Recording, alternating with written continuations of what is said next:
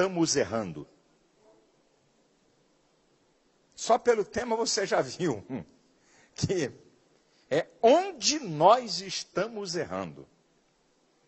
Falar de acertos é fácil. Falar de erros dói. Apontar erro de pecadores é a coisa mais fácil do mundo.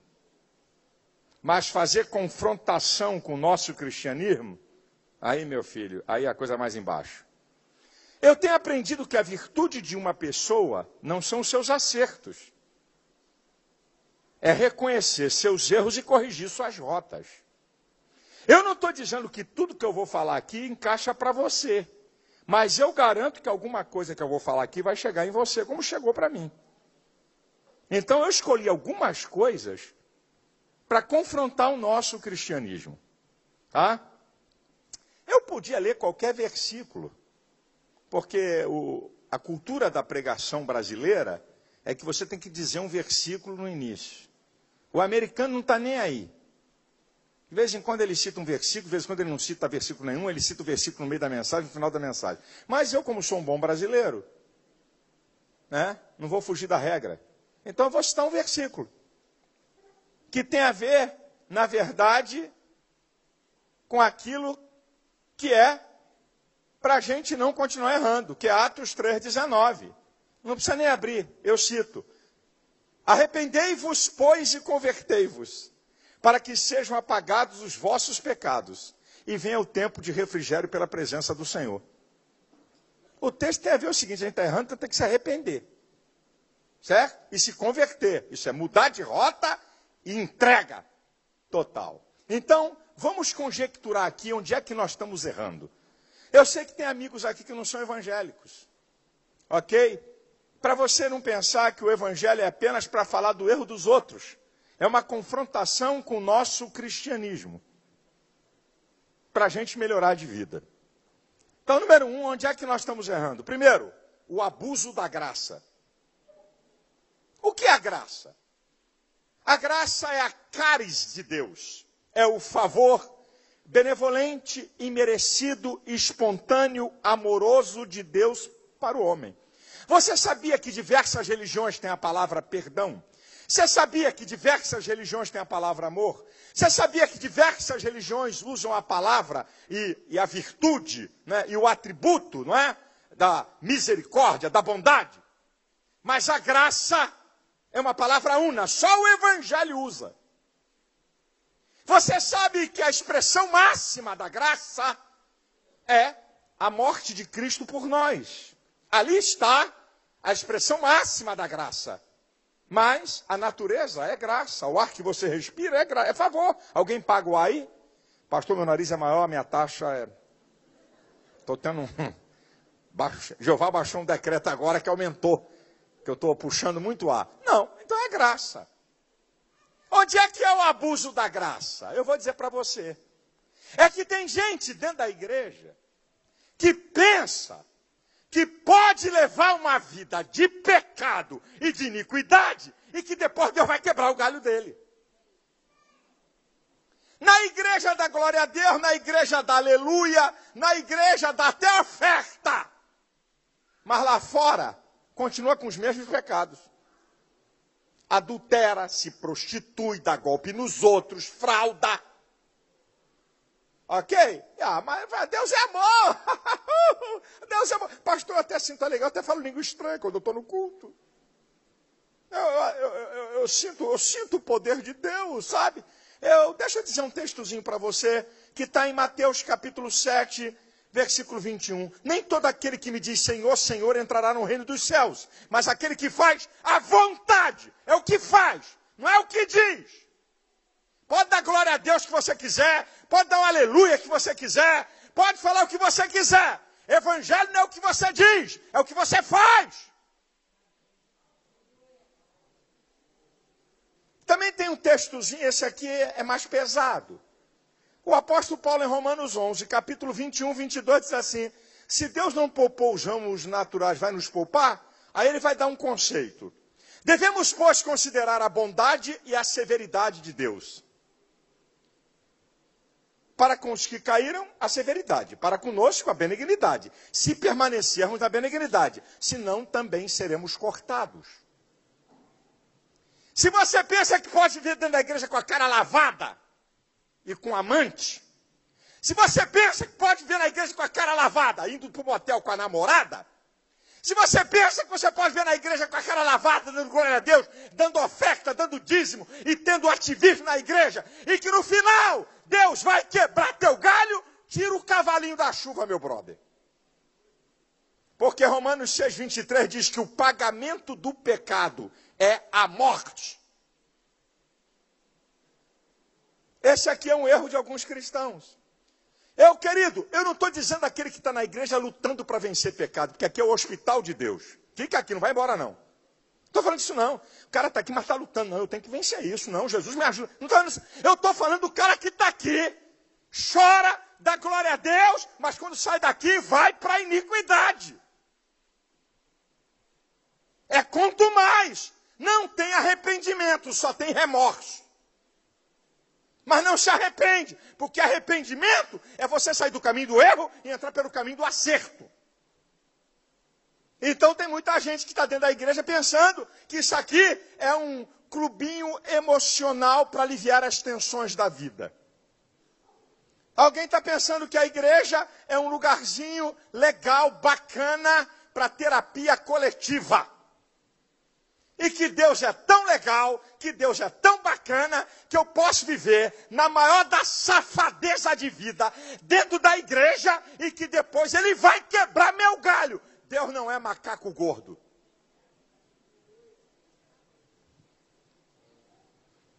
Vai ser assim até o final. Mas respira, irmão. Pode respirar. 1. 2. Onde é que nós estamos errando? Segura aí, brother. Falta de relacionamento profundo entre irmãos.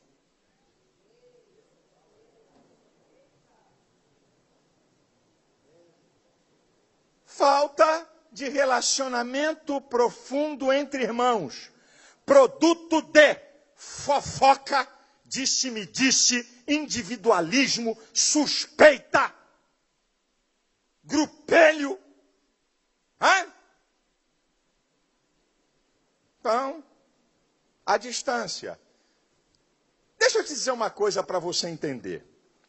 Só no céu vai haver perfeita harmonia de coração e completa unidade de opinião.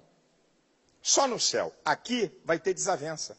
Até aquela irmã com cara de Madre Teresa de Calcutá, até aquela irmã com cara de Maria, ela discorda, ela discute, ela não concorda. Então a questão é a seguinte: as discussões, as desavenças, as opiniões contrárias são motivos para não termos relacionamentos profundos com irmãos. Então eu vou te mostrar na Bíblia onde é que nós podemos discordar com um irmão, ter opiniões contrárias, que não é pecado, e quando as nossas desavenças de ideias são pecados. Vou te mostrar na Bíblia. Atos 15:39, na linguagem aqui do carioca, o pau quebrou entre Paulo e Barnabé, por causa de um cara chamado João Marcos. Paulo dizia assim: eu não levo esse traíra. Ele nos traiu na primeira viagem, não vou levar na segunda. Barnabé, vamos dar uma segunda chance. Eu não dou, o pau queimou entre os dois. Houve um paroxismo, uma discussão violenta entre Paulo e Barnabé, que eles se separaram. E por que não tem reprimenda na Bíblia para Paulo e para Barnabé? Vamos para outra. Em Gálatas 2:11, a Bíblia diz que Paulo resiste a Pedro na cara, porque era repreensível. Pedro era chapéu de 2 bicos. Já viu essa turma? Quando está com um grupo, quando está com outro. era Pedrão. Com os da circuncisão, os judaizantes, ele se parecia a judaizantes. Ou melhor, com os da incircuncisão, os gentios, ele se parecia. Quando chegava a turma judaizante, o Paulo viu aquilo e falou, ah, chapéu de dorbico. Aí Paulo vem, ó, confronta Pedro na cara. Não tem reprimenda para Paulo e para Pedro. Você vai começar a entender. Filipenses 4:2. Rogo a Evódia e a Sintique que sintam o mesmo. Para Evódia e para Sintique há repreensão. Para Paulo e Barnabé, não. Para Paulo e Pedro, não. Por quê? Paulo e Barnabé discutiram apenas ideias. Pedro e Paulo discutiram apenas ideias. Não entrou nas emoções, não entrou na suspeita. Discussão de ideias, de posicionamentos. Evódia e Sintique, a discussão deles foi para o emocional. Tomaram uma reprimenda. Você pode discordar do outro irmão. Eu não concordo com você não, meu irmão. Aqui no campo das ideias. Agora, se você leva a discórdia para o campo emocional, você abriu um leque para o pecado. E aí Paulo, em 1 Coríntios, capítulo 1, a partir do versículo 10, ele vai dizer, rogo-vos, pois, irmãos, em nome do Senhor Jesus Cristo, que digais uma mesma coisa e que não haja dissensão entre vós. Antes, sede unidos em o mesmo sentir e o mesmo parecer, porque me foi dito pelos da família de Cloé que há dissensão entre vós. Um diz que é de Paulo, outro diz que é de Apolo, outro diz que é de Cefa, outro diz que é de Cristo. Está, pois, Cristo dividido? Foste batizado em nome de Paulo? Foi Paulo crucificado por vós? Olha onde é que estava o pega para capar na igreja. A igreja toda dividida em grupos, fazendo defesa de homens e dividindo a Cristo. Paulo vem, ó, segura peão. Toma-lhe a pancada. Olha o que diz Hebreus 12:15. Olha o que é que diz o texto. Que você, ninguém, se prive da graça de Deus, alguma raiz de amargura brotando, vos perturbe e por ela contamine a muitos. Uma amargura, uma suspeita, um ódio. E daqui a pouco você faz um fã-clube para odiar aquele que você está odiando por um problema pessoal entre você e ele. Olha o que Paulo vai dizer. Esse texto é lindo. Em Colossenses 3, do 13 ao 15. Olha as palavras que Paulo está usando.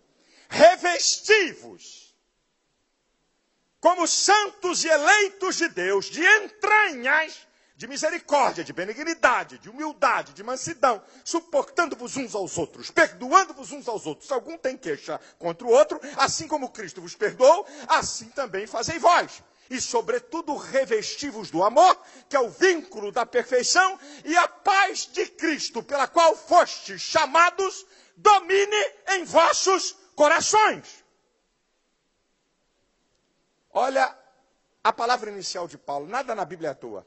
Revesti-vos de entranhas. De misericórdia, de humildade, de benignidade, de mansidão, de amor. Entranhas. É algo que está arraigado, tão profundo que não é fácil de arrancar. Não é amor superficial. Não é misericórdia superficial, fácil de ser removida. Você fala contra mim, você me calunia, você me difama, na hora eu fico até aborrecido, mas eu não consigo te odiar, porque eu estou revestido de entranhas. Eu posso até ficar chateado, porque eu sou ser humano, eu posso até ficar aborrecido, mas eu não consigo te odiar, eu não consigo ficar com suspeito, porque o amor está entranhado em mim, e o meu amor não depende do seu amor. É aqui que está o segredo, gente. E rapaz, um dia eu estava dizendo para Deus, eu e Deus, hein? Vou revelar, hein? Eu dizia assim, Senhor, tem crente chato. mala sem alça, de papelão, cheia de pedra, carrega em dia de chuva, vai. Rapaz, tem uns caras que é chato, como é que é isso? Rapaz, o dia que eu li esse texto, o Espírito Santo mostrou que tem mesmo. Suportando-vos uns aos outros. Tem que suportar. Essas malas sem alça no nosso meio, tem que suportar. É chato, mas é meu irmão. É cri-cri, mas é meu irmão. Aguenta. Sabe por quê? Porque eu tenho uma notícia boa para te dar. É porque eu acho que você é uma mala sem alça. E tem um monte de gente que acha que eu sou mala sem alça para ele.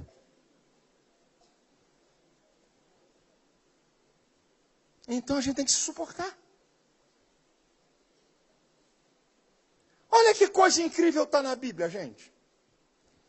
6 coisas que aborrece ao Senhor e a 7ª ele detesta. 6 aborrecem. Qual é que ele detesta? O que semeia contenda entre irmãos.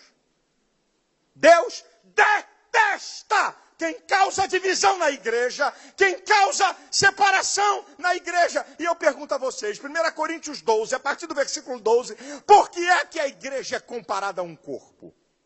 O que é um corpo? Um conjunto de membros interdependentes. Nenhum membro do corpo sobrevive fora dele. Já viu transplante?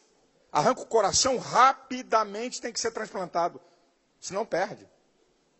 Primeiro que nenhum membro sobrevive fora do corpo. Segundo que cada membro depende um do outro. Ninguém é descartável aqui. Todos são importantes. Se você entende que todos são importantes, então você entende que para a tua sobrevivência, o outro é importante, porque você sabia. Rapaz, eu tive um problema de vitamina, que as minhas unhas nasciam para baixo. Por problema de vitamina, o médico descobriu, então a minha unha não tinha força para nascer. Você não entende, você pensa que unha encravada você sabe porque você cortou a unha errada. As minhas unhas encravavam por falta de força. Filho, até o médico descobrir, até essa história, filho, amados do Senhor, por causa de uma unha encravada no dedão, eu já tive febre. Uma vez eu estava dentro de um ônibus, naquela época de jovem, um ônibus lá no Rio de Janeiro, que você precisa conhecer. Eu acho que o nome dele deve ser Talibã. Ou deve ser... deixa eu ver, como é que é esse grupo novo que tem lá? Como é que é o... ISIS. É um ônibus chamado Caxias Freguesia. Vai lá ver o manto que é esse trem. Eu pegava esse ônibus para ir para a igreja. E era lotadaço. Um dia eu estou dentro desse ônibus. Um santo pisa no dedo. Eu vi Abraão, vi os anjos. Na hora que eu olhei para o cara, eu ia falar uma bobagem. Mas quando eu vi o tamanho da mão e do braço, é um tipo mais ou menos assim. Eu quase pedi perdão pelo meu pé estar embaixo do dele. Rapaz, pergunta aos médicos. Uma inflamaçãozinha, um negocinho. E um membro do corpo arrebenta o corpo. Esse é o princípio da igreja. Esse é o princípio. E, querido, esse é o princípio da igreja, meu filho. Relacionamentos profundos. Agora, sabe quem tem dissensão na igreja? Paulo diz por quê? Filipenses 2:3. Nada façais por contenda ou por vanglória. Cada um considere o outro superior a si mesmo. O problema é que o cara se considera superior a todos. Ele nunca considera o outro superior. Ele é que é. Eu sou o cara. Esse cara sou eu. O dono da cocada. Então nós erramos. Porque o relacionamento profundo. E nisto... João 13:35, e nisto todos conhecerão que sois meus discípulos, se vos amardes uns aos outros. É a marca do cristão. Erramos por mantermos relacionamentos superficiais no corpo de Cristo. Terceiro, onde é que nós estamos errando? Eu escolhi só algumas coisas, fica tranquilo. Você vai em casa, para casa inteiro. Onde é que nós estamos errando? Segura aí. Falta de compaixão para com os pecadores. Para quem nós temos que pregar? Jesus disse em Marcos 16:15, ide por todo mundo, é para pregar para todo mundo. Quando é que eu tenho que pregar? 2 Timóteo 4:2, Paulo diz, pregue a tempo e fora de tempo. Porque é importante eu pregar o evangelho. Tiago 5:20 diz que se você converter um pecador do seu pecado, você cobre uma multidão de pecados e livra uma alma do inferno. Romanos capítulo 10, a partir do versículo 13, diz, todo aquele que invocar o nome do Senhor será salvo. Como invocarão de quem não creram? E como crerão de quem não ouviram? E como ouvirão se não há quem pregue? E como pregarão se não forem enviados?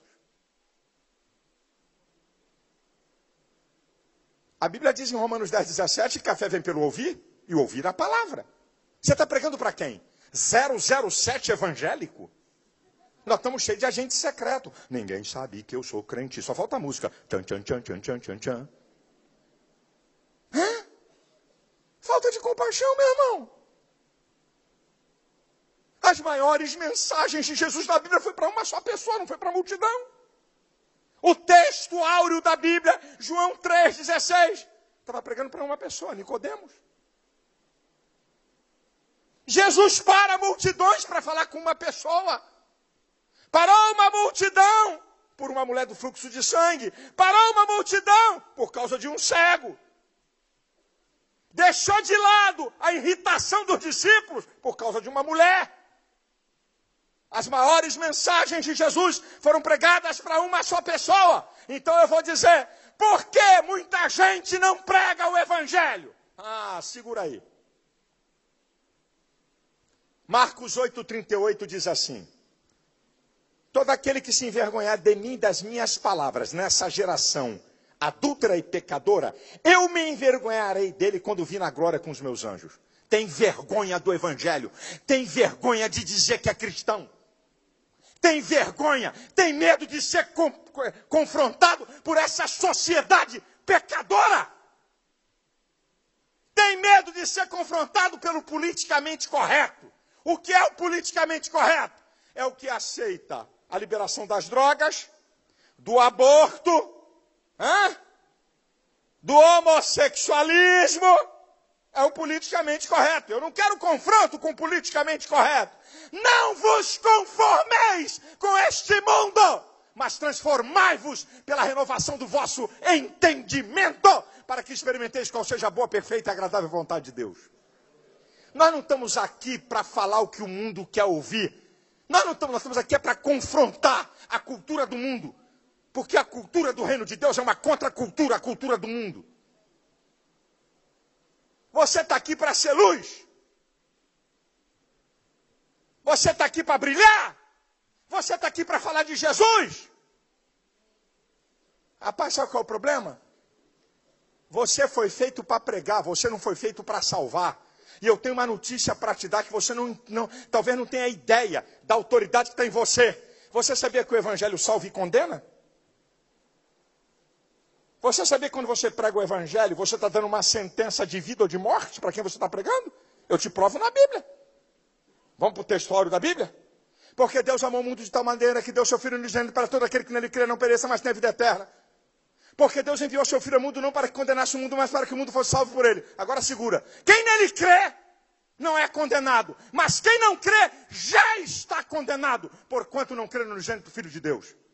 Eu não prego o evangelho só para salvar. Agora, não sou eu que determino quem vai ser condenado ou quem vai ser salvo. A minha obrigação é compartilhar o que Jesus fez na minha vida e que pode fazer pela vida dessa pessoa que você tem relacionamento. A verdade é que estamos vivendo um evangelho egocêntrico e não cristocêntrico.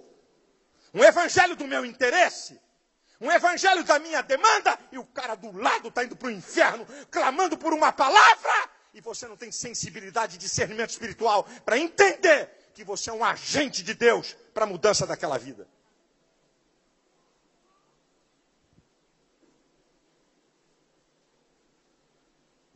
Onde é que nós estamos errando? Eu vou beber um pouco d'água para essa. Ai, a chapa agora vai ficar bonita.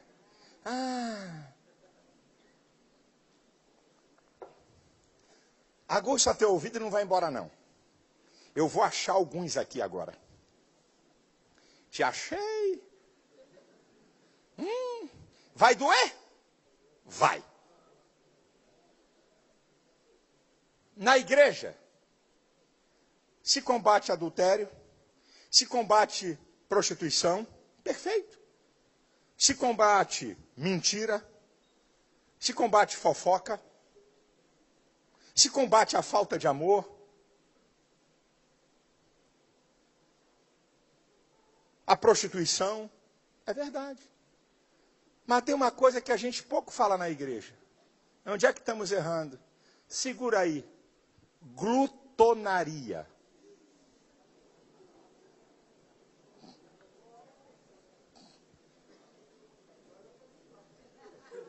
Não vai embora não, pode ficar. Fica frio. Escute. Glutonaria é comer em excesso. Comer além da necessidade do organismo. Comer pelo cheiro, pelo sabor, pela beleza da comida e não pela necessidade do organismo. Eu não estou falando de fofinhos ou de magrinhos. Eu estou falando de glutonaria. Porque tem cara que eu estou desconfiado que ele come deve ser socado, deve ter um martelo para socar no tutano do cara. Porque eu queria saber para onde vai a comida. E o cara é magrinho. E a gente acha que a glutonaria não tem problema. Aguça teu ouvido que eu vou te mostrar na Bíblia. E a verdade é essa aqui, eu estava comentando com Elisete. A glutonaria muitas vezes, aqui tem psicólogos, psicanalistas, doutores, PhDs, perequepês e outros mais. A glutonaria muitas vezes é resultado de uma vida, de uma ansiedade. A pessoa descarrega nesse prazer pelas outras coisas que a produzem infelicidade. E que ela precisa corrigir isso. Uma área da tua vida que você está descarregando a tua ansiedade na comida para cobrir uma outra coisa que você precisa resolver. Mas vamos para a glutonaria na Bíblia e segura aí, e fica quietinho, e aguenta firme, caladinho, só gemendo. Colossenses 3:5. Mortificai os vossos membros que estão sobre a terra. Sabe o que significa isso? Eu é que tenho que fazer morrer. Não adianta pedir o Espírito Santo. Não adianta eu orar. Mortificai os vossos membros que estão sobre... Eu tenho que fazer morrer o quê? A prostituição, a impureza, o apetite desordenado, a vil cobiça, a avareza, que é a idolatria. Agora escuta o resultado. Pelas quais coisas vem a ira de Deus sobre os filhos da desobediência, nas quais em outro tempo andastes quando vivias nelas. Que provoca a ira de Deus não é só a prostituição, não é só a ganância do dinheiro, não é só a vil cobiça, aquilo que te atrai com mais força a natureza da sua carne. Está lá a glutonaria. Agora, meu filho, eu vou dar uma rodada na chave que vai apertar mais um pouquinho. Agora eu vou chamar Jesus para falar de glutonaria. Não sou eu, é Jesus. Aguenta firme. Jesus, dá uma palavrinha para o povo sobre a glutonaria. Lucas 21:34. Olhai por vós, para que não sobrecarregue os vossos corações de bebedices, glutonarias e dos cuidados dessa vida, e venha sobre vós de improviso aquele dia. Você sabe o que Jesus está falando? Que quando ele vir arrebatar a igreja, o glutão não vai subir. É tão pesado que fica.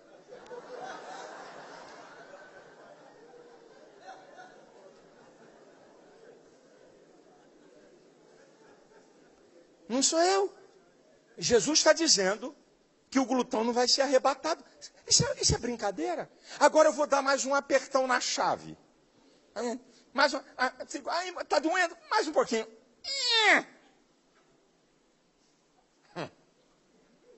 Gálatas capítulo 5, do versículo 19 e 21, vem as obras da carne. Aí vem uma lista. Lá dentro, glutonaria. Fecha a lista e vem a sentença. Os que cometem tais coisas não herdarão o reino dos céus. Glutão vai para o inferno. Eu estou citando Bíblia. Não estou citando a tua axiologia. Eu estou citando a Bíblia. E eu não estou forçando o texto. Eu estou fazendo a exegese. Isso é a interpretação do texto dentro do princípio da hermenêutica. A ciência da interpretação. Não estou forçando nada para adaptar para a minha mensagem. Eu estou te mostrando na Bíblia. Agora, olha que coisa incrível, gente. Gente, a Bíblia é um espetáculo. Olha a ênfase que Paulo vai dar. Ele podia dar qualquer outra ênfase, mas olha a ênfase que ele vai dar. 1 Coríntios 10, 31. Quer comais, quer bebais, quer façais outra qualquer coisa. Olha o destaque, comida. Quer comais, quer bebais, quer façais outra qualquer coisa. Fazei tudo para a glória de Deus. Até a maneira de eu me alimentar glorifica ou não a Deus, gente. O destaque está no alimento, gente. O destaque está dizendo, quer tenhais uma vida santa. Quer tenhais uma vida de adoração. Não. Quer comais ou bebais. Fazei tudo para a glória de Deus. Até a maneira que você se alimenta, você pode servir de escárnio da glória de Deus. Olha esse crente aí, ó. É glutão miserável. Está comendo um bife, mas está de olho no último que vai sobrar para ver se ninguém toca. Esse crente aí só fala em comida. Toma café e já está falando no almoço. Almoça, está falando na janta. Está jantando, está falando no almoço do outro dia. E a gente pensa, eu preguei essa mensagem na nossa igreja. Escuta o que eu vou dizer para vocês. Eu preguei essa mensagem na nossa igreja. Eu tenho pastores, plural, desculpe. Eu tenho mulheres de pastores, não estou nem falando dos membros. Eu tenho pastor que emagreceu 45 quilos, sem nenhum tipo de medicamento ou de operação.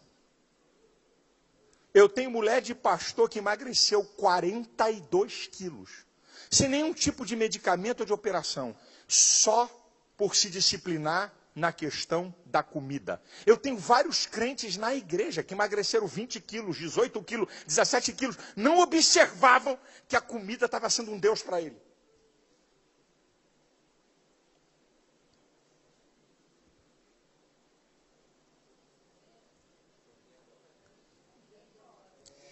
Não tem nenhum glorinha para disfarçar.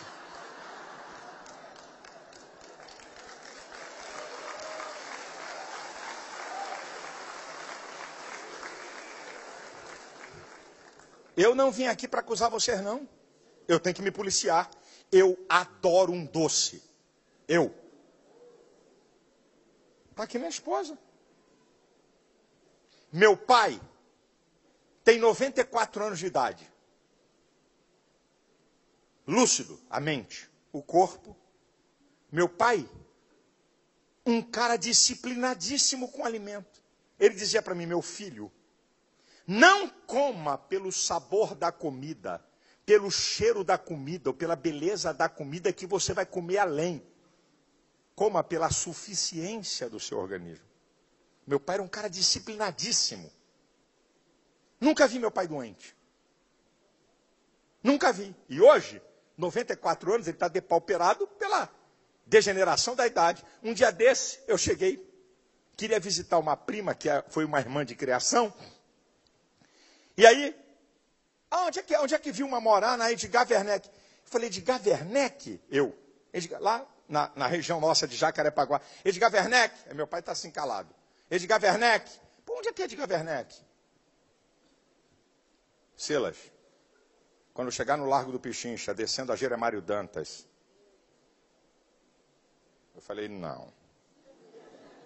Descendo a Jeremário Dantas, depois do segundo sinal, tem um posto de gasolina na esquina. Dobra à direita, é a rua que vai dar na Cidade de Deus. Está querendo esculhambar comigo aí.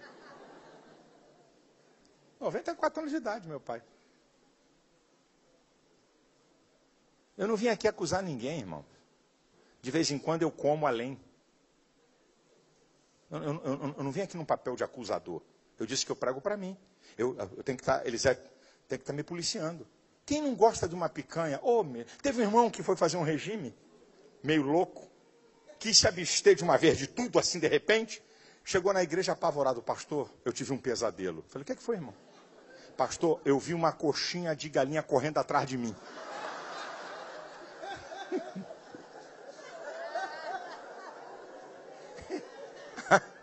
Aí, me dá vontade de eu me encontrar. Pastor, não foi só isso não. Na noite seguinte, uma garrafa de Coca-Cola de 1 litro, que parecia de 1000. Vou beber você.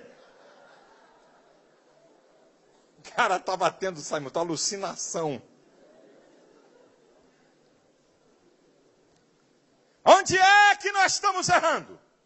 Essa e mais uma, e vou para um final muito interessante. E vou encerrar minha palavra.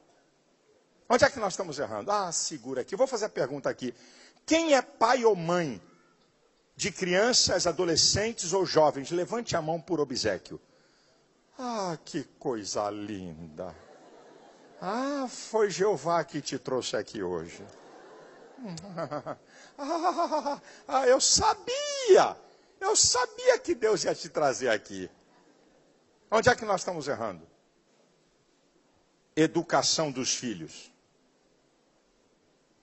Tanto a secular como a cristã. Você sabe o que os pais estão pensando? Vamos lá fora primeiro. Que o papel de ensinar e educar é da escola. Você sabe o que os pais estão pensando? Agora vamos para o nosso lado. Que o papel de educar e ensinar o princípio cristão está na igreja. Tu está lendo muito pouco a Bíblia. A casa vai cair. Provérbios 22:6. Esse aqui é fácil. Ensina a criança no caminho que deve andar, para quando envelhecer, não se arrepender, não se desviar dele. Ok? Ensina a criança. Agora vamos para o Novo Testamento, Efésios 6:4. Pais, vocês têm que ensinar e admoestar os filhos na doutrina do Senhor. Você sabe o que está acontecendo hoje, senhores? Os pais não querem gastar tempo, porque educar dá trabalho. Ensinar dá trabalho. Então os pais não querem perder o seu precioso tempo, porque tem muitas ocupações para educar e ensinar. Escutem, eu sou um profeta de Deus para a tua vida. Eu tenho medo de falar certas coisas.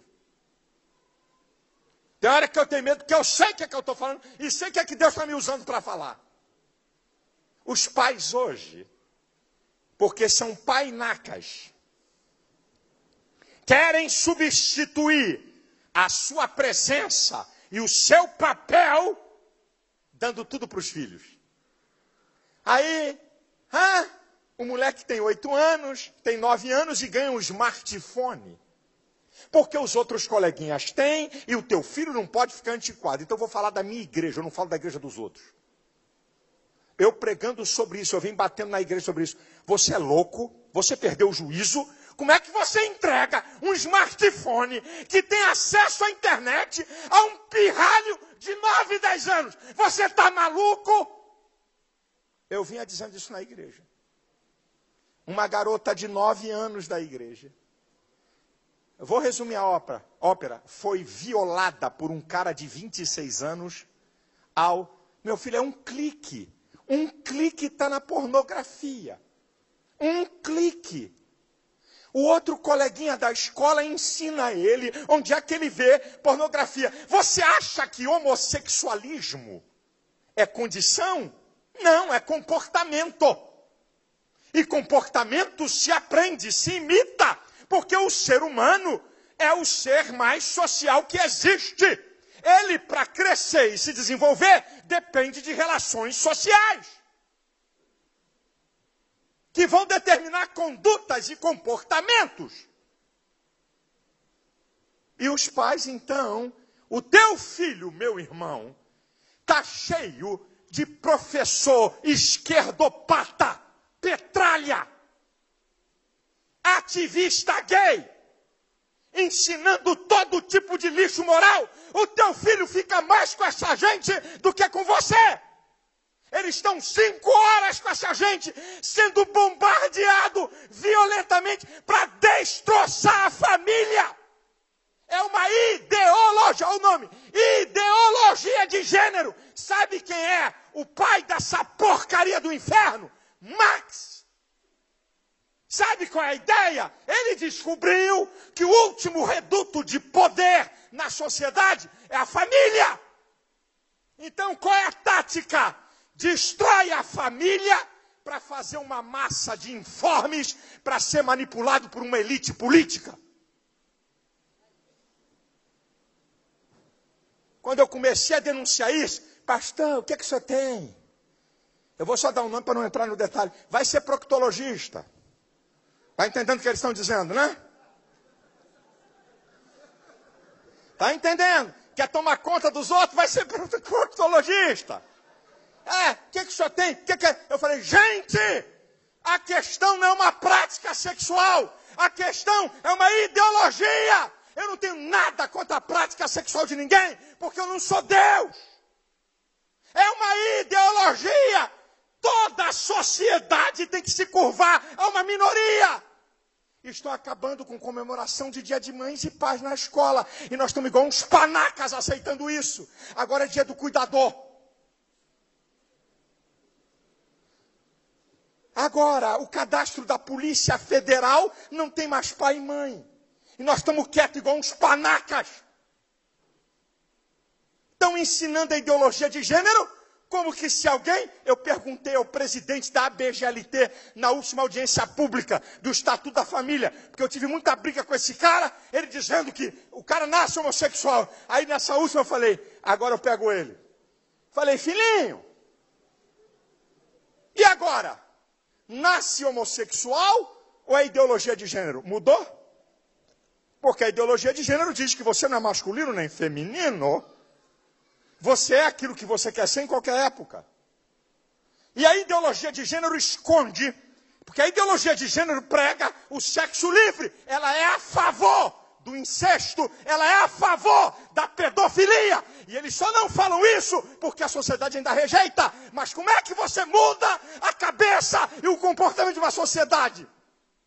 Uma mentira, 1000 vezes repetida, passa a ser uma verdade.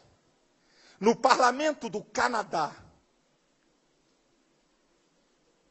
2 PhDs em psicologia e psiquiatria foram defender que uma criança de 10 anos pode ter relação sexual. A BBC de Londres fez um documentário com um pedófilo. E eu assisti o documentário. O engendrado no quinto dos infernos. O cara vem dizendo assim, olha, podem me punir, podem até me matar, mas eu nasci assim. O homossexualismo, sabe como é que o homossexualismo foi banido como doença da sociedade de psiquiatria? Não foi por estudos científicos, foi pelo voto. Sabe como é que foi banido? 54% a favor e 46% contra, porque tinha uma pressão da mídia. A ciência se curva a uma ideologia. Não foi banido porque chegaram a uma conclusão científica, foi banido por pressão de mídia. 54 a 46, vai ler a história. e você quer que a escola eduque teu filho, e você quer que a escola ensine seu filho, o papel principal é teu, meu chapa. É teu, minha querida. Ou nós vamos ensinar, aí joga aqui na igreja. Pastor ensina, tem que ensinar, porque você em casa não ensina porcaria nenhuma. E, querido, 3 coisas principais que os pais deixam para os filhos. Segura aí, exemplo, exemplo, exemplo. Quando é que teu filho viu você de joelho orando? Quando é que teu filho viu você com a Bíblia aberta? Quando é que você reuniu sua família e disse assim, vamos dar a mão, vamos fazer uma oração? Deixa eu ler um trecho da Bíblia para você. Não é pregar não, meu irmão. Não vem aqui se esconder. Pô, eu não sei ensinar. É difícil citar a Bíblia? A Bíblia é o único livro que o autor está presente. A Bíblia é o livro que Deus fala sem precisar da minha retórica ou da minha emoção. Eu cansei de ver meu pai e minha mãe de joelho dobrado orando por mim e pelos meus irmãos. Na minha casa tinha culto doméstico, não tinha colher de chá, velho Malafa não dava refresco. Você sabe que eu estou citando o texto da Bíblia aqui para você? Ou você pensa que sou mais inteligente que você? É porque desde 6 anos de idade, meu pai me treinou a guardar texto da Bíblia. Eu ficava com uma raiva. Mas pergunta aqui, o que uma criança aprende entre 6 e 12 anos é o famoso período da lateralização. A parte do cérebro está sofrendo maturação para o aprendizado. Uma criança que tenha uma tendência numa área, por exemplo, jogador de futebol, se ele for treinado e ele já tiver aquela aptidão e for desenvolvido nessa época, meu irmão vai ser craque. Tocar piano, uma coisa, qualquer coisa que aquela criança seja desenvolvida e que ela goste, que seja desenvolvida com força. Meu pai que me sentava e lia a Bíblia e dizia, repete. Repete essa frase, Silas. A segunda frase, repete de novo. Amanhã eu quero ver. Você vai me citar. Eu tinha 6 anos de idade. Eu não cito Bíblia porque eu sou mais inteligente que ninguém, não, meu irmão. É porque eu aprendi isso na idade de 6 a 12 anos. E pratiquei isso a minha vida toda. E hoje eu estou com 57. Então, há 51 anos de idade que eu leio Bíblia e guardo o texto. Eu não preciso de meia hora para guardar 10 versículos da Bíblia. Mas não é porque eu sou mais inteligente que ninguém. Eu fui treinado. Porque meu pai gastou tempo comigo.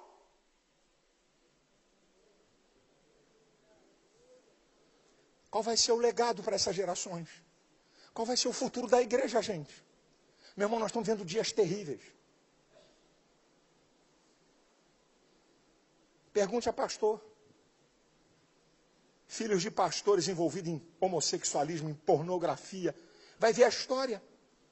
Um coleguinha começou a mostrar na internet. Ele começou a gostar. Lesbianismo. E esses bandidos, esses pilantras, vêm dizer para mim que o cara nasce. Quer dizer que uma mulher, uma cantora famosa, quase 30 anos casada, mãe de 3 filhos, ela já nasceu homossexual. É fruto da promiscuidade, rapaz. Você sabe o que é o homossexualismo? Um vício contra a natureza. Tem aqui, doutor Wilma está ali, sabe falar isso melhor do que eu. Isso aqui é ciência. A criança, quando nasce, tem uma predisposição de herdar características psicológicas do sexo que veio. Isso aqui não é teologia, isso aqui é ciência. A criança não sabe distinguir entre ordenança, informação. Ela não distingue isso. O que é uma ordenança, o que é uma informação e o que é uma sugestão. Ela não sabe distinguir. Ela recebe tudo com uma força só. E o diabo sabe disso.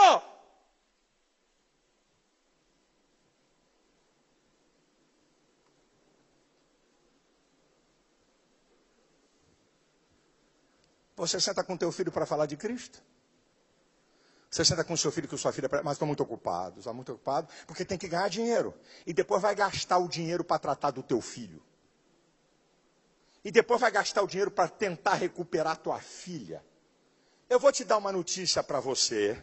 É melhor você fazer teu filho chorar quando ele é pequeno do que você passar a vida toda chorando quando ele crescer. Os pais hoje não querem dizer não. Meu filho, você pensa que você está ajudando, dando tudo que teu filho quer e nunca dizendo não para ele. Ele pensa que a sociedade é igual a casa dele. Aí ele vem para a sociedade, tudo que ele quer ele tem. Só que aqui fora, meu filho, não é a tua casa. Aí ele encontra um paredaço e ele não sabe lidar com não. Porque ele foi mimado. Tudo que quis deram para ele. Se batia o pé, o pai tremia. Ah, rapaz. Ah. Eu não sei se eu contei aqui, eu acho que eu já contei aqui uma história na rematrícula da universidade, eu e Elisete. Uma fila na rematrícula da universidade. Aí, um moleque, sei lá, 6 anos. A gente estava na fila, o moleque vinha assim na fila, dava um chute numa pessoa. Aí, o cara pegava. Aí a múmia paralítica da mãe, sentada assim num banco, fica quieto, menino. A fila está andando, eu falei para ele, está chegando a hora de eu ganhar meu chute.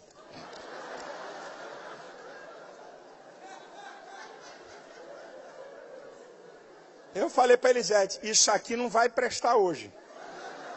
A Elisete, o estilo da, o sangue de Jesus tem poder. Silas, pela mão, eu falei, isso aqui não vai prestar. Eu não vou ganhar bico de moleque. Aí ele rodopiava, dava uma garganta, chutava uma pessoa, rodopiava, aí a fila está andando. Quando ele foi chutar o cara da minha frente, eu estava com os olhos como chama de fogo. Eu estava assim para ele, a criança tem uma percepção. Eu estava assim para ele, fazendo assim, ó. Aí ele deu um chute. Tem um hino, chegou a sua vez. Não tem um hino aí? Chegou a minha vez, eu braço cruzado, olhei para ele. Olha a sagacidade e a inteligência do moleque. Aí ele fez assim, ó. Eu estava ali, ele fez assim, ó. Me ameaçou para ver a minha reação. E eu, assim para ele. Fez a segunda vez. E eu não tirei. Eu falei, acerta, lindo. Vai. Aí a terceira ele fez assim. Olha a mensagem que ele estava passando para mim. Ele fez assim, ó. Eu não te dou um chute, mas eu encosto em você. Aí eu já estava preparado, porque eu já vim preparado para a minha tática. Aí quando ele me encostou, eu tive uma reação que eu não esperava. Eu peguei ele pelo braço e disse assim, meu filho, bem alto. Tua mãe não te ensinou a respeitar adulto, não? Aí a múmia paralítica ressuscitou.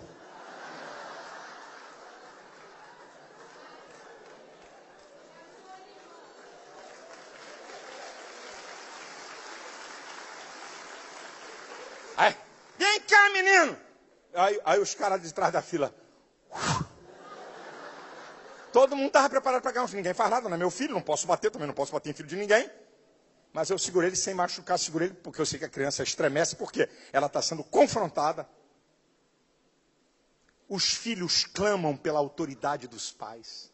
Eles clamam, está nos meandros do inconsciente do indivíduo. O ser humano precisa de autoridade. Ah, ora. Segura um pouquinho que eu já vou terminar, mas é importante o que eu vou te dizer. Irmãos, se tem filho rebelde na tua casa, a culpa é da figura masculina.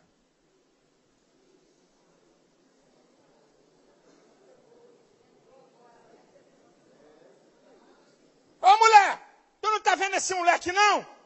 Ah, síndrome de Adão está em tu, homem. O que você acha que é o papel da autoridade? Eu não vou pregar aqui sobre isso não. Eu vou te dizer, a autoridade vale para qualquer nível de autoridade. Governador, o pastor, o pai. Existem 7 elementos fundamentais para você dizer se alguém é autoridade ou não. Não é só porque tem o nome de autoridade. Papel da autoridade. Promoção, provisão, proteção, lei, ordem, coesão e liderança. Esse é o papel do homem no lar. E é o papel de qualquer autoridade. Qualquer governador, qualquer prefeito, qualquer presidente da república, qualquer diretor de empresa, qualquer pai, qualquer pastor, é autoridade. Proteção, provisão, promoção, lei, ordem e liderança. Eu falei liderança? E liderança. Lei, ordem, coesão e liderança. 7. Tem filho rebelde? Você está deixando de ser pai. Escute.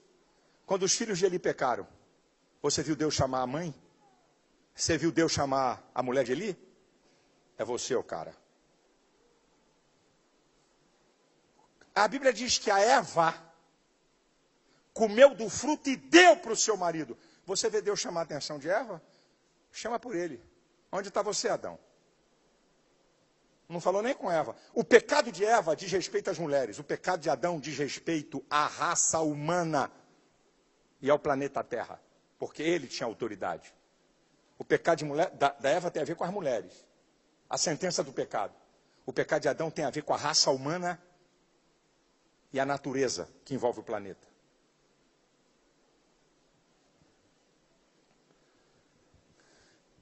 Onde é que estamos errando? Essa, e eu vou fazer uma conclusão que você não saia. Se tu aguentou ficar até aqui tomando esse pancada que eu estou dando, espera a conclusão, que é muito interessante. Onde é que estamos errando? É a última que eu vou falar. Relacionamentos superficiais com Deus. Só vive na periferia.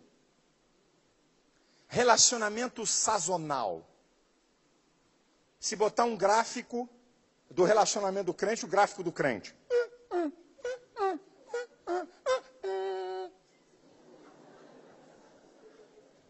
Um dia é santo, um dia tem fogo, um dia tem poder. Até bom dia da língua estranha. Bom dia, Reneganai. Bom dia, língua estranha, de tão poderoso, de tão santo, de tanto fogo, de tanto que tem. No outro dia, você encontra com ele. Porcaria de vida, que lasca, miserável do inferno, diabo. Relacionamento sazonal. Quem aqui quer ter relacionamento profundo com Deus? Meia dúzia. Já fico. Vou perguntar de novo. Quem aqui quer ter relacionamento profundo com Deus? Então escute. Para você ter relacionamento profundo com Deus, escute. É impossível ter relacionamento profundo com Deus que não seja contínuo. Você só poderá ter relacionamento profundo com Deus se tiver continuidade. Pega a Bíblia. Vê os heróis da Bíblia. Vê o que a Bíblia fala. Daniel orava 3 vezes por dia. Comandava um monte de cidade. Sem luz, sem telefone, sem avião, e cidades que distavam 200 quilômetros. Ele arrumava tempo para orar 3 vezes por dia. É impossível relacionamento profundo com Deus sem santificação. Como é santo aquele que vos chamou, sede santo em toda a vossa maneira de ver, como está escrito, sede santo porque eu sou santo. Olha o verbo, o emprego do verbo. O imperativo. Ser hoje, ser amanhã, ser sempre. Ser santo é ter uma vida afastada do pecado. É impossível relacionamento profundo com Deus sem o conhecimento da palavra. Conheçamos e prossigamos em conhecer ao Senhor. Oséias 6:3. O meu povo foi destruído porque lhe faltou conhecimento. Oséias 4:6. A fé vem pelo ouvir a palavra. Escondi a tua palavra no meu coração para não pecar contra ti. É a única fonte de blindagem contra o pecado. Salmo 119, versículo 11. 1 João 2,4. Aquele que diz eu o conheço e não guarda seus mandamentos é mentiroso e nele não está a verdade. É impossível relacionamento profundo com Deus sem relacionamento com os irmãos. 1 João 4, 20 e 21. Como é que você diz que ama a Deus que não vê, se não ama seu irmão que vê? A sentença final está no 21. Dele temos esse mandamento. Quem ama a Deus, ame também a seu irmão. Agora eu vou para a conclusão, que é muito importante. Aqui eu vou concluir a minha mensagem. Se estamos errando, é porque estamos desobedecendo. Correto? Erro é desobediência. Então a questão toda aqui é a obediência. Então preste atenção que eu vou te falar que é muito importante. Para eu terminar. A única virtude do paraíso. A única virtude do paraíso. Gênesis 2:16, 3:11. Não tem amor, não tem bondade, não tem humildade. Deus só exige uma virtude no paraíso: obediência. O dia que você comer da árvore da ciência do bem e do mal, vai morrer. A obediência. A obediência é maior do que tudo. Aí você diz assim: ih, pastor, essa é heresia aí. 1 Coríntios 13:11 diz que agora permaneça o amor, a esperança e a fé. E o maior desse é o amor. Ei, o amor é maior do que a fé e do que a esperança. Mas eu te provo que não é maior do que a obediência.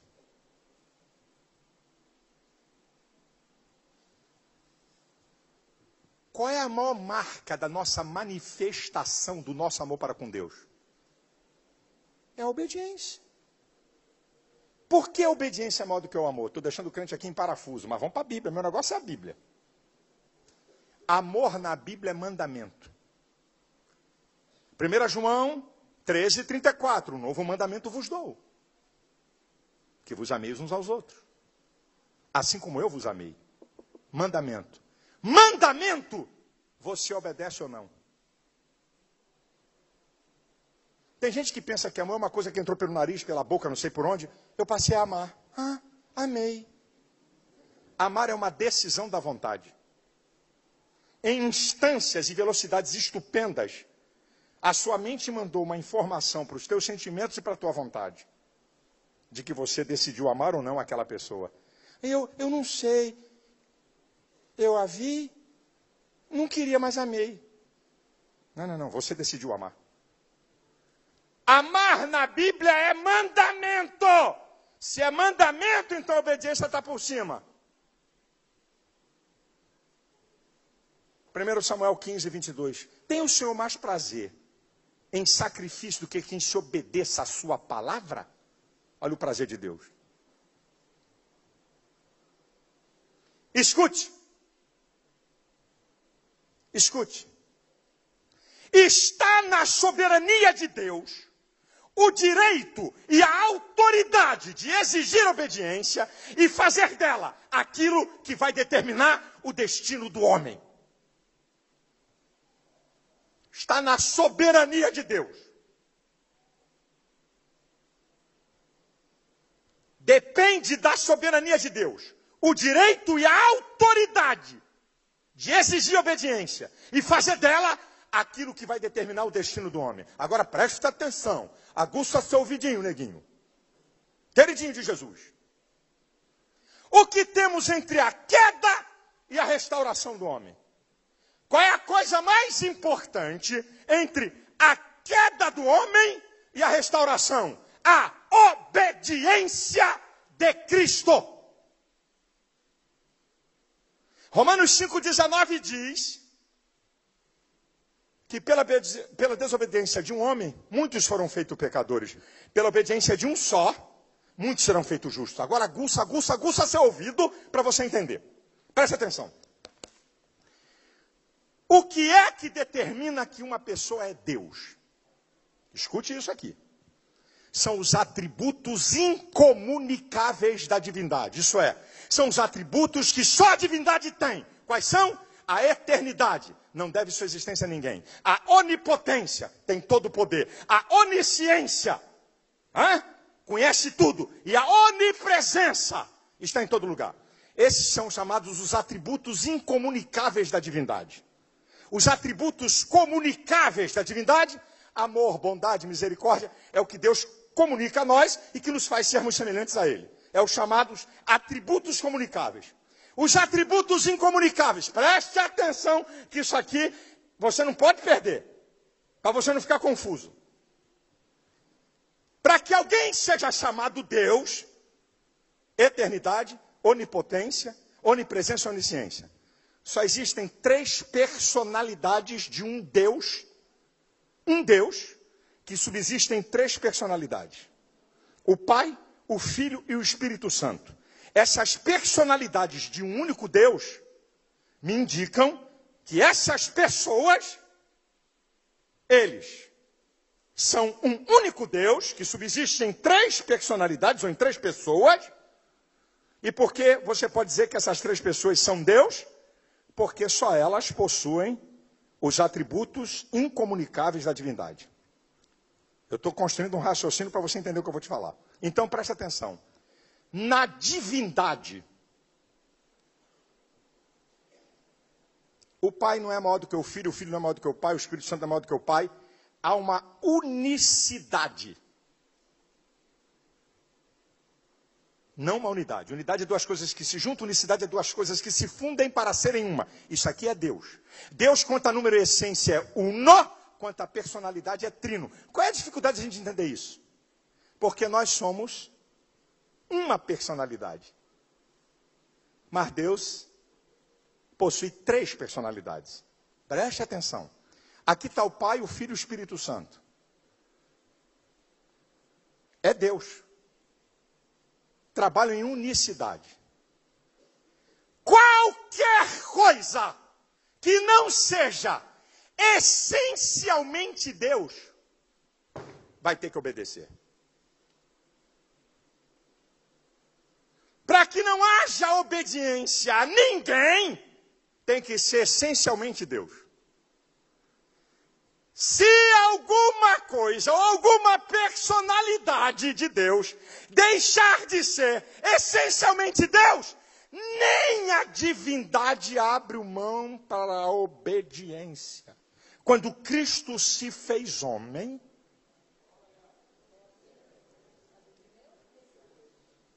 quando Jesus se fez homem, ele recebeu uma natureza humana. É o Deus conosco. É o Deus homem. Quando Cristo se faz homem, ele vai ter que obedecer.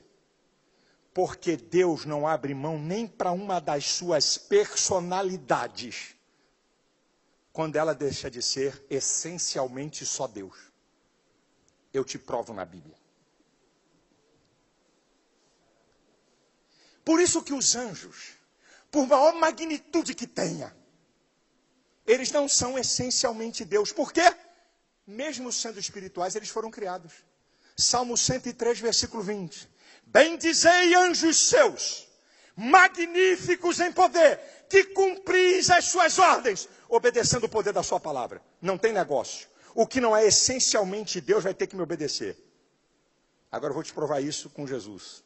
Filipenses 2, a partir do versículo 5. De sorte que haja em vós o mesmo sentimento que houve em Cristo Jesus, que sendo em forma de Deus, não usurpou ser igual a Deus, antes aniquilou-se a si mesmo, tomando a forma de servo, fazendo semelhante aos homens, e como homem foi obediente até morte e morte de cruz. Até Jesus teve que obedecer. Pelo que Deus o exaltou soberanamente. Ele deu um nome que é sobre todo nome.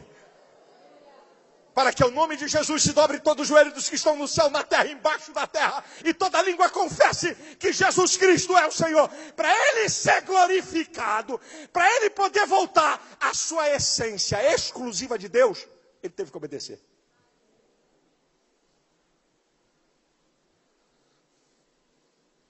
A marca do relacionamento horizontal dos homens é o amor.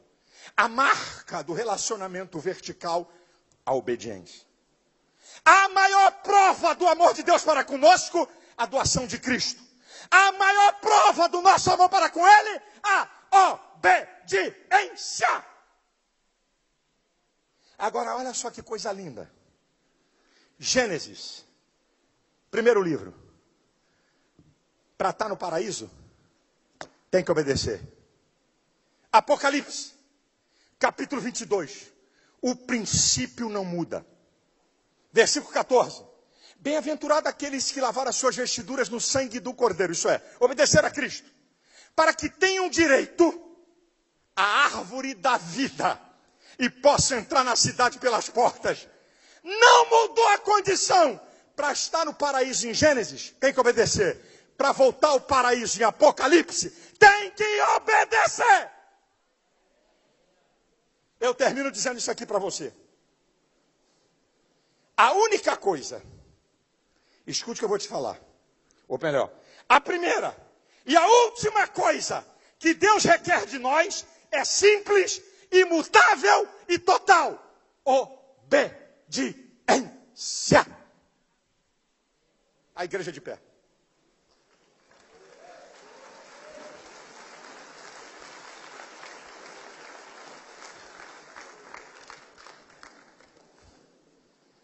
Se você está desobedecendo a Deus, Hebreus 5,9 diz assim: Ele veio a ser a causa de uma eterna salvação para todos os que lhe obedecem. Salvação não é para quem chora. Salvação não é para quem tem cara de Madre Teresa de Calcutá ou de São Francisco de Assis. Salvação é para quem obedece. Onde é que estamos errando? Eu não vim aqui acusar ninguém. Onde é que você está errando? Acerte a sua vida com Deus. Fale com Ele. Por exemplo, o culto é racional. O que é culto racional? Eu decido com a minha vontade prestar um culto a Deus. Ok? Então, eu decido prestar um culto a Deus. Certo? Foi eu que decidi. O que é fiel? Aquele que cumpre aquilo a que se obriga. Fiel é aquele que cumpre aquilo que se obriga. Então, vamos lá, onde é que estamos errando? É só botar o pastor, a igreja de pé, que meia dúzia de gente sai.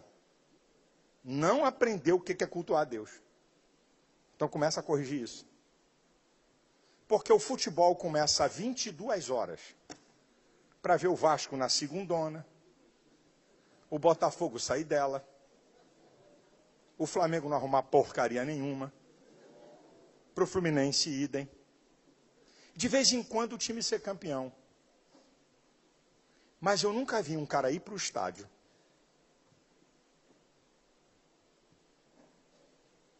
ele decidiu ir para o estádio. Ele decidiu assistir um jogo. O time está perdendo de 1-0. Precisa fazer 2-1. Aos 44 minutos o cara está lá. Vai dar 3 de prorrogação. Não, pode ser. Não fica triste comigo, eu não estou ofendendo ninguém, não estou falando nem do povo daqui. Mas lá no Rio de Janeiro, tem gente que não presta nem para ser torcedor de time de futebol.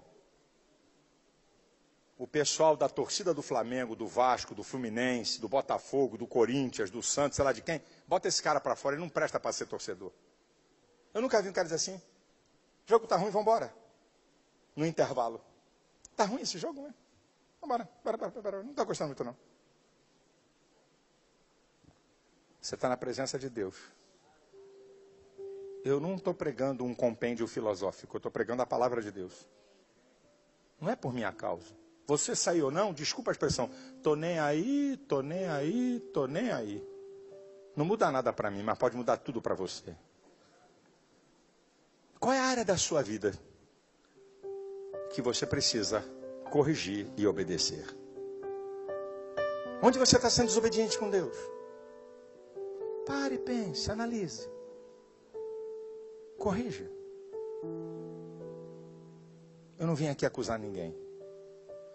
Eu só vou pedir ao pastor Simon 4 minutos para uma coisa. E por que eu faço isso? Porque tem um princípio. Quando a pessoa vive no pecado, ela está desobedecendo. Mas quando ela entrega a sua vida a Cristo, quando ela se volta para Deus, ela está obedecendo. E Deus, com a sua graça, perdoa qualquer pecado e restaura a vida daquela pessoa e muda a sua história. Então eu só vou fazer uma oração. E vou te dizer porque eu vou fazer assim, porque está na Bíblia. Por isso que eu vou fazer. Aqui tem pessoas que estão afastadas do Evangelho. Quando criança, você foi criado na igreja. Ou quando adulto. Mas você está fora, você está em desobediência. E o Espírito Santo te trouxe aqui hoje. Para você corrigir essa área e passar a obedecer a Deus. Há pessoas aqui honestas e sinceras em busca da verdade. A verdade não é a minha igreja, a verdade não é pastor, não é o padre, não é o papa, não é Maria, nem João. A verdade é Jesus. E Ele conhece tanto o teu coração e o desejo da verdade que te trouxe aqui. Para que você hoje pudesse se arrepender dos seus pecados, entregar sua vida a Cristo e obedecê-lo. E por que, pastor, o senhor quer fazer essa oração e quer trazer o pessoal aqui na frente? Por causa de um princípio. Aquele que se envergonhar de mim diante dos homens, eu me envergonharei dele diante de meu Pai. E aquele que me confessar diante dos homens, eu o confessarei diante de meu Pai. Quando eu peço você para sair do seu lugar e vir aqui à frente, é porque isso é um princípio espiritual que você está confessando diante dos homens que você quer Jesus. O ato de você sair do seu lugar e vir para frente é um ato espiritual. Que tem legalidade no mundo de Deus. Não é para poder mostrar, olha aqui, está vendo? Eu preguei, olha quantos estão lá na frente. Meu filho, se não vir ninguém aqui, não muda nada para mim. Porque eu preguei aquilo que Deus mandou eu pregar. Daqui para frente não depende de mim, é de você. Eu só posso orar, porque eu não posso mudar a sua vida, eu não posso perdoar teu pecado. Então, rápido, eu vou dizer para você.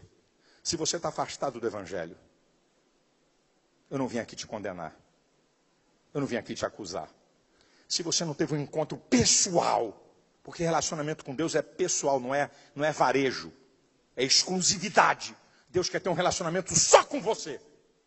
Tem coisas que Deus quer manifestar só para você. E não é para mim. Se você hoje quer um encontro real e verdadeiro com Ele. Se você está afastado e quer voltar, só tem uma coisa que eu posso fazer. Pedir a você para sair do seu lugar, vir aqui à frente que eu vou fazer uma oração e o culto já vai terminar. Tem alguém? Então venha, eu vou orar por você.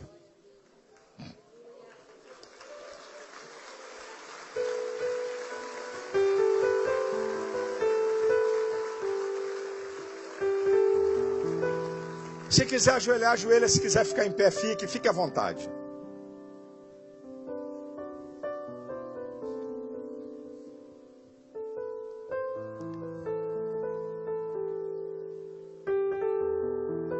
Futebol começa às 22 horas e acaba 15 para meia-noite.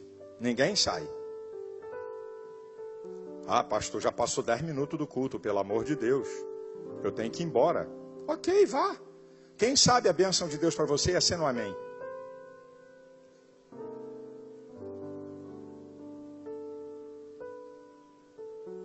Há mais alguém? Eu vou orar. Jesus pode mudar a sua vida. Pode perdoar seus pecados. Pode restaurar você. Pode te libertar. Pode quebrar cadeias. Ele tem poder de te dar uma vida nova. Tem mais alguém? Quem sabe você está aqui. Porque há anos tem alguém lá na tua casa que intercede por você e você sabe o que eu estou falando. Ou quem sabe alguém que o Senhor já levou. Aquela tua mãe que era uma mulher de Deus, aquele teu pai que era um homem de Deus. Não está mais aqui. Mas ao você voltar para Jesus, é uma resposta à oração desse teu pai e da tua mãe. Deus está falando com alguém aqui nessa área. Deus sabe a teu respeito e sabe da tua vida. Volta. Volta hoje, filho. Volta agora. Deus tem o melhor para você. Volta.